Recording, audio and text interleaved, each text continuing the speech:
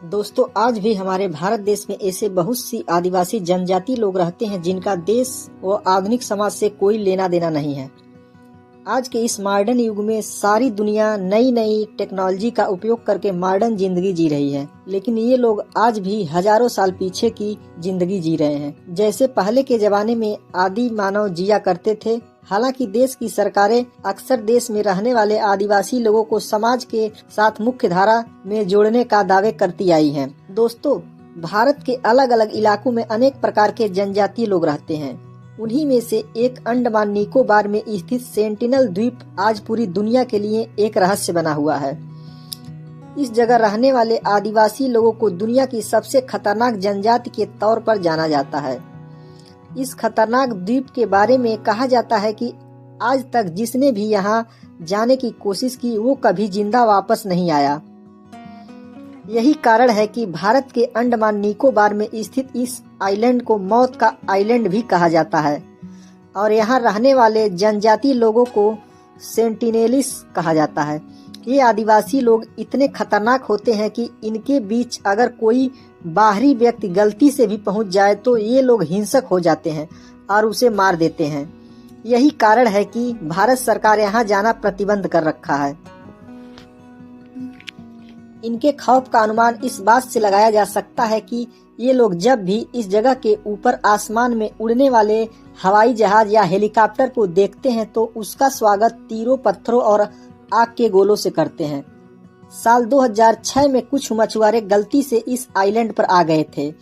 उस समय ये सारे लोग मार दिए गए थे। इन जनजातियों के द्वारा अभी कुछ सालों पहले एक अमेरिकन जिसका नाम जॉन एलन चाउ था, जो 27 साल का था, इस आइलैंड पर गया था और मारा गया था।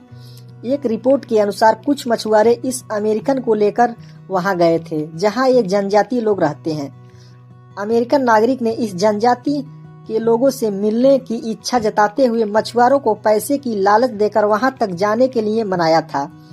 बताया जाता है कि ये अमेरिकन नागरिक एक क्रिश्चियन मिशनरी से जुड़ा था जो आइलैंड में रहने वाले जनजाति से मिलकर उन्हें क्रिश्चियनिटी का पाठ पढ़ाना चाहता था, लेकिन आदिवासी लोगों ने उसे तीर से मारकर हत्या कर दी। हालांकि बाद में जो मछुआरे उस अमेरिकी नागरिक को वहां तक लेकर गए थे उन्हें गिरफ्तार कर लिया गया था। दोस्तों, बताया जाता है कि मौत के इस आइलैंड पर यह जनजाति करीब 60,000 सालों से रह रही है, फिर भी इसे लास्ट ट्राइब कहा जाता है। यह एक ऐसी खोई हुई जनजाति है जिसके बारे में किसी को कोई भी जानकारी नहीं है। यह खूंखार जनजाति दुनिया से इतनी जुदा है कि किसी को भी इस समुदाय के व्यवहार, रहन सहन, बोलचाल और भाषा के बारे में नहीं पता है। यहाँ तक कि भारत सरकार भी यहाँ हस्तक्षेप करने की हिम्मत नहीं करती है।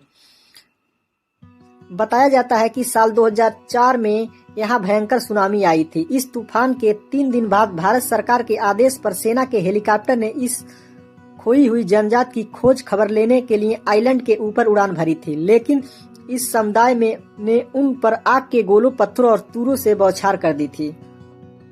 साल 1967 से 1991 के दौरान भारत सरकार ने यहाँ के लोगों को समाज के मुख्य धारा से जोड़ने की कोशिश की थी, लेकिन यहाँ के लोगों की हिंसक प्रवृत्ति और आक्रामकता के कारण सरकार इसमें असफल रही। आखिरकार साल 1991 के बाद सरकार ने इस इलाके को प्रतिबंधित घोषित कर दिया। दोस्तों, यह आइलैंड और यहाँ पर रहने वाले लोग कैसे हैं इसके बारे में कोई भी अच्छी तरह से नहीं जानता है, लेकिन कहा जाता है कि ये समुदाय खेती करना नहीं जानता, इसीलिए जानवरों का शिकार करके और जंगल के फल खाकर ये लोग अपना पेट भरते हैं। बताया जाता है कि यहाँ पर 10 अलग अलग समुदाय के लोग रहते हैं, जिनमें ग्रेट अंडमानी, ओंगे, जाखा, सेंटिनेलिस जनजाति के लोग रहते हैं। इन समुदायों में सेंटिनेलिस जनजाति को सबसे खतरनाक माना जाता है। इस जनजाति लोगों के पास न तो बिजली है, न ही मोबाइल नेटवर्क। इन्हें ऐसी किसी भी चीज की जरूरत नहीं है। ये बिना कपड़ों के रहते हैं और जो भी यहाँ से गुजरता दिखता है उस पर हमला कर देते हैं। ये लोग यहाँ शिकार करके खाना खाते हैं। वही सी फूड और नारियल पानी इनके खाने का अहम हिस्सा है। इस समुदाय के बारे में जानकारी रखने वाले एक्सपर्ट बताते हैं कि इस जनजाति में नवजात बच्चे को समुदाय से जुड़ी सभी महिलाएं स्तनपान कराती हैं। इसके पीछे जनजाति की मान्यता है कि इससे समुदाय की शुद्धता और पवित्रता बनी रहती है। दावा किया जाता है कि ये जनजाति 60,000 सालों से धरती पर है। इन लोगों को लॉस्ट ट्राइब भी कहा जाता है। माना जाता है कि अभी इस आइलैंड पर इस समय इस जनजाति के 50 लोग मौजूद हैं और इन्हें भारत सरकार का संरक्षण भी प्राप्त है। दोस्तों, भारत के केंद्र शासित प्रदेश अंडमान द्वीप के उत्तरी इलाके में रहने वाले ये जनजातीय लोग दुनिया से दूरी बनाए रखना चाहती हैं। इसीलिए इस समुदाय के इलाके में बाहरी लोगों का प्रवेश वर्जित है। ये लोग अंडमान ट्रंक रोड के नजदीक रिहायशी इलाकों में रहते हैं। दरअसल कुछ सालों पहले ऐसी घटनाएं हुई थी जिनमें कथित तौर पर पर्यटकों ने समुदाय की महिलाओं के साथ दुर्व्यवहार किया था, जिसके बाद साल 2013 में सुप्रीम कोर्ट ने इस रोड से पर्यटकों के आवागमन पर प्रतिबंध लगा दिया था। हालांकि बाद में इस फैसले में संशोधन किया गया था। सरकार की ओर से समय समय पर यहाँ निरीक्षण किया जाता है। कुछ विदेशियों द्वारा यहाँ पर डॉक्यूमेंट्री भी बनाई जा चुकी है और 2006 में यहाँ के लोगों ने कई दर्जन मछुआरों को मारकर आइलैंड पर फेंक दिया था। ऐसे बहुत से कारणों से भारत सरकार इनकी जिंदगी में कोई हस्तक्षेप नहीं करना चाहती है।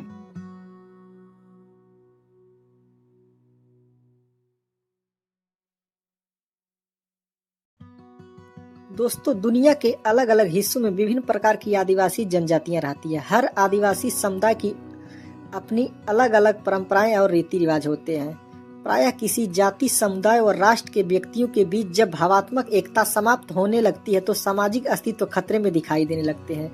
उसी प्रकार अगर आज समाज में हमारे आदिवासी भाई बहन को अलग थलग किया जाता है तो समाज का अस्तित्व खतरे में आ जाएगा। इसीलिए हमें अपने आदिवासी समाज को समझना होगा। उनकी जरूरतों और मांगों को भी देखकर हमें सजग रहना होगा, क्योंकि ज्यादातर आज भी लोगों में आदिवासी समाज के प्रति भ्रम बना हुआ है कि आदिवासी कौन है, किसे कहते हैं, ये कहाँ से हैं और ये देखने में कैसे लगते हैं। दोस्तों, आदिवासी जनजाति ऐसे लोगों का समूह है जो एक साझा भौगोलिक क्षेत्र में एक साथ रहते हैं और काम करते हैं। एक जनजाति की एक समान संस्कृति, बोली और धर्म होता है। उनमें एकता की भी प्रबल भावना होती है।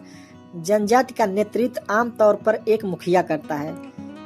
जनजातीय समाज रिश्तेदारी के आधार पर संगठित जनजातियों का एक समूह है जो अपने द्वारा बनाए गए अपने समाज में अकेले रहना पसंद करते हैं। भारत की जनजातियां स्वदेशी या मूल निवासी लोग हैं जो पूरे देश में फैले हुए हैं। जनजातियां भारतीय जनसंख्या का एक महत्वपूर्ण हिस्सा भी है और जनजातीय संस्कृति हमारी अमूर्त राष्ट्रीय विरासत का एक अभिन्न अंग भी है। इसीलिए हमें भारत सभी जनजातियों के बारे में जानना चाहिए। 2011 की जनगणना के अनुसार भील भारत का सबसे बड़ा आदिवासी समूह है। वे भारत की कुल अनुसूचित जनजाति आबादी का लगभग 38% तक है। भील जनजाति महाराष्ट्र, छत्तीसगढ़, गुजरात, राजस्थान, मध्य प्रदेश के साथ साथ त्रिपुरा में भी बड़ी मात्रा में रहते हैं। दोस्तों, जानकारी अच्छी लगी हो तो वीडियो को लाइक और चैनल को सब्सक्राइब कर लीजिए। धन्यवाद। जय हिंद।